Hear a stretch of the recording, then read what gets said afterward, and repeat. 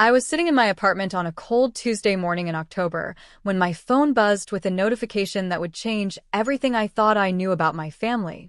The message came from my mother, delivered with the kind of precision that only disappointed parents can muster, and it read like this: "We've decided it's best if you don't come to Thanksgiving this year.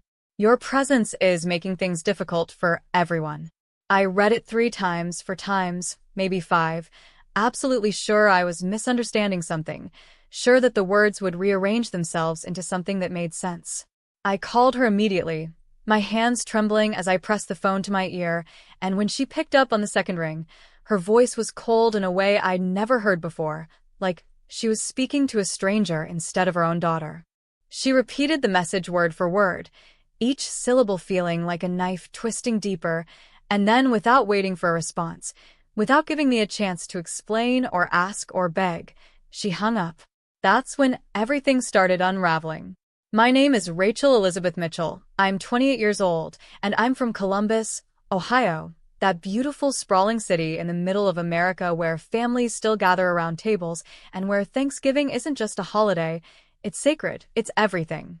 I grew up in a typical middle-class neighborhood on the East Side, the kind where everyone knew everyone else's business, where block parties happened every 4th of July, and where my parents' house was the unofficial gathering place for every holiday season. My parents, Margaret Susan and David Robert Mitchell, had been married for 35 years, the kind of marriage that made people believe in forever, and my older brother, Michael James, was the golden child in every sense of the word. He was successful, charming, accomplished beyond measure, and everything my parents had always wanted him to be. He had a high-paying job at a consulting firm, a beautiful home in the suburbs, a new car that he drove with the kind of confidence that only came from knowing you'd never disappointed a soul in your life. And then he met Jennifer Caldwell.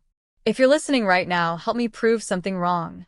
My mother said I wouldn't even reach 1,000 subscribers, but I believe stories like this deserve to be heard. Help me show her that these tales matter.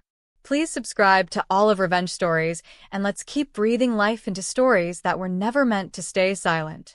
Now, let's continue. Jennifer came into our lives about 2 years before that fateful message that would ban me from my own family's most cherished tradition, and she was beautiful in a way that made you look twice, that made you do a double take when she walked into a room. She had blonde hair that always seemed perfectly styled no matter the time of day, hair that caught the light in a way that seemed almost supernatural, and her smile could light up any room, could make even the grumpiest person feel like they were special. Her laugh was infectious, the kind of laugh that made everyone around her feel like they were the funniest person alive, like she genuinely found joy in their presence, and my parents fell for her immediately, within days of meeting her. Within 6 months of Michael introducing her to the family, my father was calling her his future daughter, talking about her like she was the best thing that had ever happened to our family, and within a year, Michael proposed with a diamond ring that cost more than my car. I should have seen it coming. I should have noticed the way she watched my parents when she thought nobody was looking, the way her eyes would calculate and measure, like she was taking inventory of something valuable. I should have paid attention to the subtle comments she made, the little jabs disguised as jokes, the way she would redirect conversations away from me and toward herself with such practiced ease that you almost didn't notice it was happening. But I was caught up in the excitement like everyone else, caught up in the narrative of my brother finding true love, caught up in planning what would be a massive wedding that we would never actually have because everything fell apart before we got there. The first sign that something was wrong came 3 months after the engagement, at my parents' annual summer barbecue. It was a gorgeous Saturday in June, the kind of day where the sky is perfectly blue and the sun is warm on your shoulders, and the whole family was there, aunts and uncles and cousins, maybe 30 people milling around the backyard. I was helping my mother in the kitchen, preparing sides and desserts, and Jennifer came in with a tight smile and said something that seemed innocent at first, but started to itch at me later. She mentioned that I seemed to be gaining weight, that maybe I should consider hitting the gym more regularly, that it was never too late to work on my appearance. She said it like she was doing me a favor, like she was looking out for my best interests, and my mother, instead of shutting her down, just laughed and said I could probably use some motivation. That was the first cut, the first small wound that I didn't take seriously enough. Over the following months, the comments became more frequent. Jennifer would mention that I was always the dramatic one in the family, that I had a tendency to make situations about myself, that maybe I should consider therapy, because clearly I had some deep-seated insecurity issues.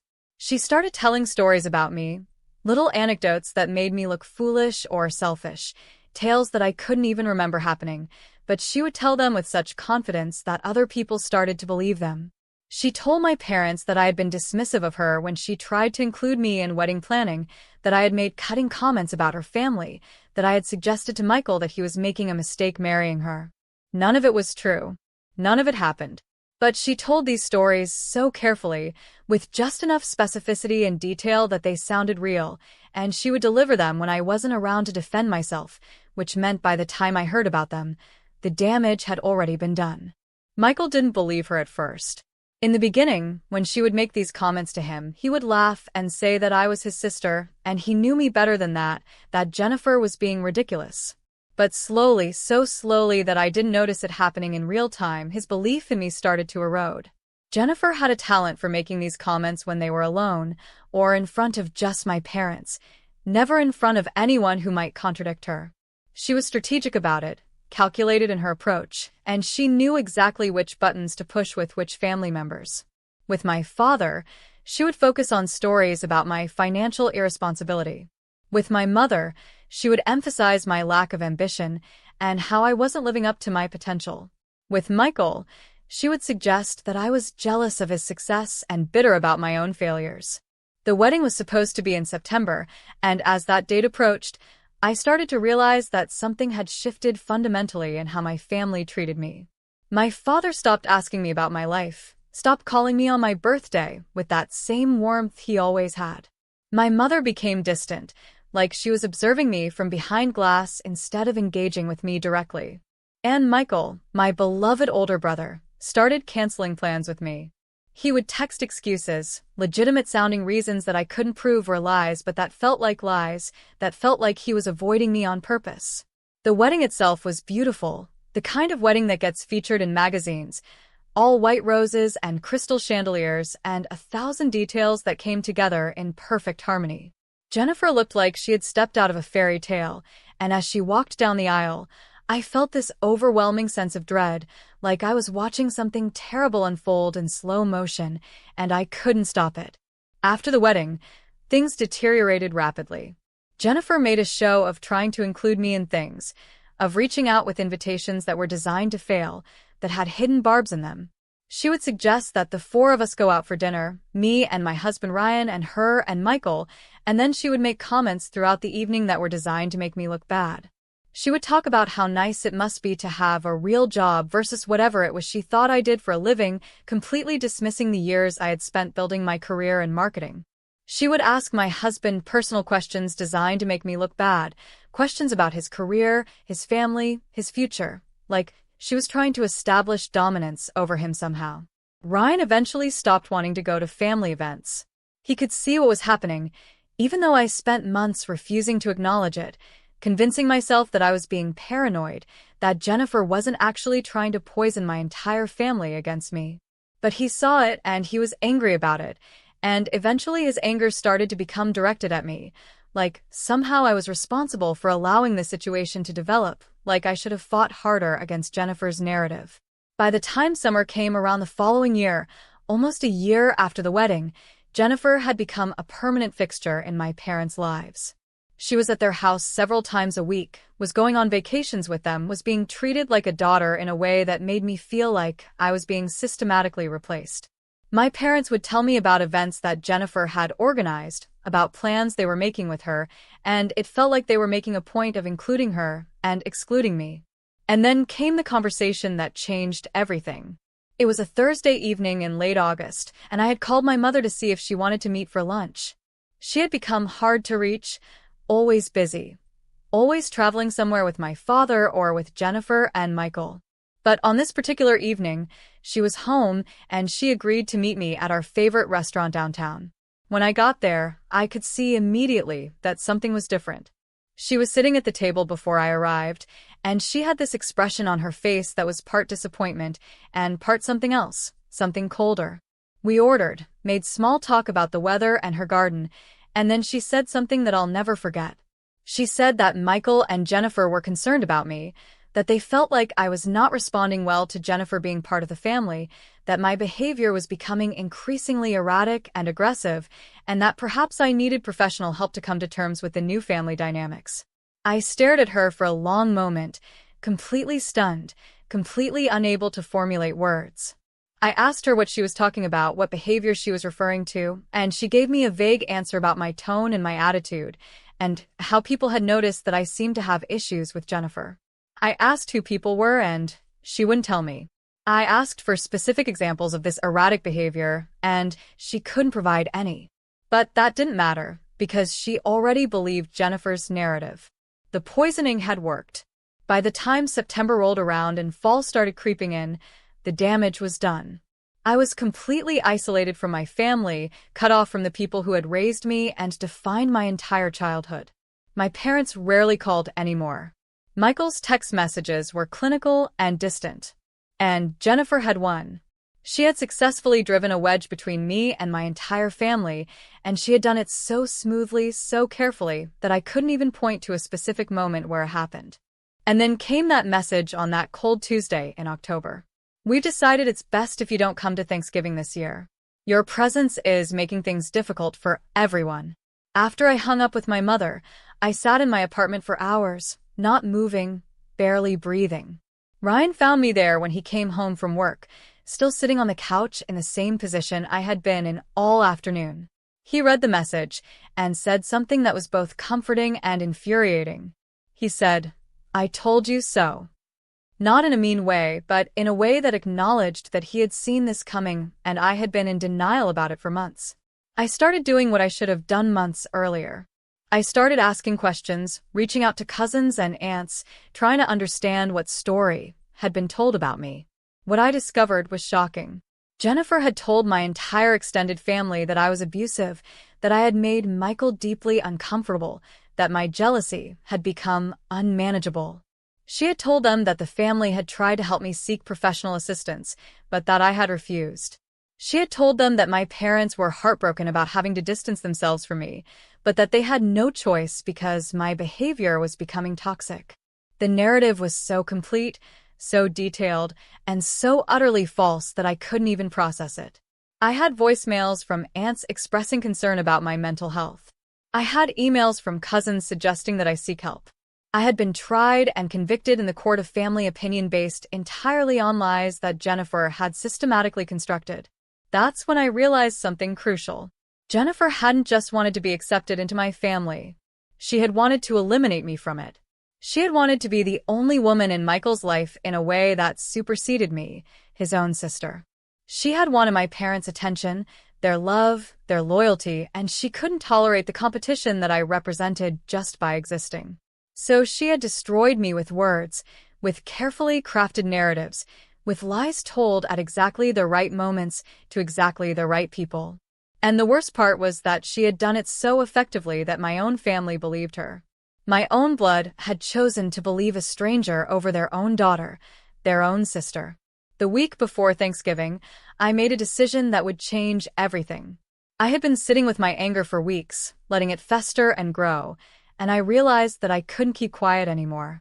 I couldn't let Jennifer's lies stand unchallenged. I called my mother, and I asked her for a meeting, all of us together, at her house. I told her that if she refused, I would start exposing Jennifer's lies to everyone I could reach. I told her that I had evidence, that I had documentation of conversations, that I was done being a victim of Jennifer's manipulation. My mother was shocked by my tone, by my firmness, and after a long pause, she agreed. The meeting was scheduled for Saturday at my parents' house. I spent that entire week preparing, gathering the evidence I had, writing down the timeline of events, documenting every lie that I could prove. I created a folder with screenshots of conversations, text messages that showed Jennifer's manipulation, emails that contradicted her narrative. I was ready for a fight, and I was not going to lose. When I arrived at the house on that Saturday morning, the atmosphere was tense. My mother looked like she hadn't slept in days. My father looked angry, like he was already prepared to dismiss whatever I had to say. Michael looked uncomfortable, like he wanted to be anywhere but there. And Jennifer looked confident, like she had nothing to worry about because she had already won. I started talking, and I didn't stop for 45 minutes.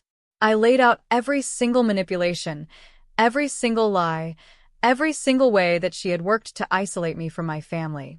I showed them the evidence, the conversations where she had made cutting remarks, the text to my mother where she had made suggestions about my mental state, the emails to extended family where she had woven her narrative.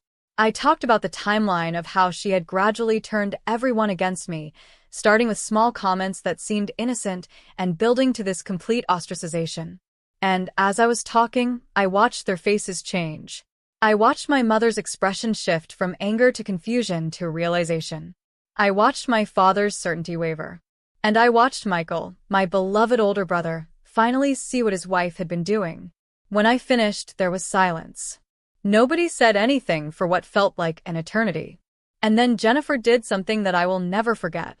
Instead of denying it, instead of trying to defend herself, she stood up and she smiled, and she said, "You're absolutely right.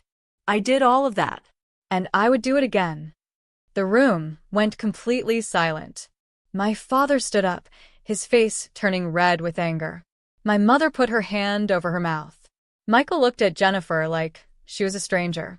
And Jennifer, calmly, rationally, explained that she had spent years watching how my family operated, how I was the center of attention even though Michael was the successful one, how there was never going to be room for both of us in this family dynamic, and that she had made a choice to eliminate the competition.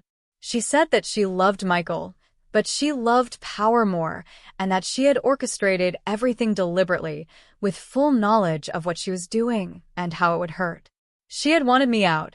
She had wanted to be the only woman in Michael's life, and she had succeeded because she understood that I was too proud to fight, that I was too ashamed to expose her lies, that I would rather suffer in silence than create family drama. What happened next was explosive. My father threw her out of the house. Michael, in a moment of clarity that I will be eternally grateful for, finally chose his sister over his wife. He told Jennifer that their marriage was over, that he would be filing for divorce, and that he wanted absolutely nothing to do with her anymore. My mother, crying, apologizing profusely, begged me for forgiveness, begged me to understand that she had been manipulated, just like everyone else. The anger that I had been carrying for months finally released itself, and I cried harder than I had cried in years, because I was grieving the loss of something precious that had been taken from me, my relationship with my family. But I was also angry, furious, at how easily I had been sacrificed on the altar of Jennifer's ambition and narcissism. What I learned from this experience is something that I think is crucial for anyone listening to understand. Manipulative people don't work in obvious ways. They don't come at you directly. They work in shadows. They work in whispers. They work in the spaces between conversations, where they can control the narrative and the truth. And they prey on people who are too trusting, too willing to believe in the goodness of others, too ashamed to fight back and risk being seen as dramatic or difficult. Jennifer had weaponized my own nature against me. She had used my desire to be accepted, to be part of the family, to be the good daughter and sister, and she had twisted it into a noose that she could use to hang me with. And it worked. Because I had allowed it to work. I had spent so long trying to prove that I wasn't the person she was saying I was that I never actually confronted her about the lies she was spreading. I had spent so long being the victim that I never became the fighter. By the time I finally stood up, I had already lost so much. But I also gained something invaluable. I learned that I was stronger than I thought. I learned that the truth, even when it comes late, has the power to set you free. And I learned that sometimes the people who hurt us the most are the ones we never suspected, the ones who smiled at us and laughed with us while they were systematically destroying us behind our backs. Thanksgiving that year was different. It wasn't at my parents' house. Instead, it was at my house with my husband Ryan and my parents and my brother Michael, and it was the most honest and real Thanksgiving we had ever had. We didn't pretend that everything was fine. We talked about what had happened. We cried. We healed. And we began the long process of rebuilding the trust that Jennifer had shattered. My parents got professional help to understand how they had been manipulated, to understand why they had been so willing to believe Jennifer's lies about me.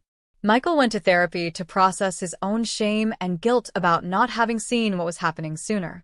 And I got the space and the support that I needed to understand that none of this was my fault, that I hadn't done anything to deserve what happened to me, that sometimes the people who hurt us most are the ones we least expect. Jennifer's divorce from Michael was contentious and ugly. She tried to take everything, tried to paint Michael as the villain, tried to continue her campaign of manipulation even as their marriage was falling apart. But by that point, Michael was inoculated against her lies. He had seen the mask slip, had witnessed her revealing her true nature, and he was done. The divorce was finalized 18 months later, and Jennifer disappeared from our lives as suddenly as she had entered it. She moved to another state, and I haven't heard from her since. But the lessons I learned from what she did to me have stayed with me, and I think about her often, not because I'm still angry, though I am, but because understanding what she did and how she did it has helped me protect myself and others from similar manipulation.